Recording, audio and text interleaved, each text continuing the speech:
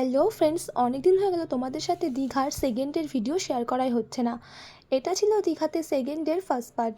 তো দেখো, সকালবেলায় আমরা রেডি হয়ে নিয়েছি, কারণ এখন যাব দীঘার সাইট সিন ঘুরতে। তো দীঘার সাইট সিন মানে তোমরা সকলেই জানো, তালসারি, উদয়পুর। তো তাই জন্যই আমরা একটা অটো রিজার্ভ করে নিয়েছিলাম আর চলে গেছিলাম আমরা তালসারিতে। তো ফার্স্টে ওখানে গিয়ে আমরা আমাদের সকালের ব্রেকফাস্ট কমপ্লিট করেছিলাম। আর ব্রেকফাস্টে আমরা নিয়ে নিয়েছিলাম ডিম টোস্ট আর কোল্ড ড্রিঙ্কস।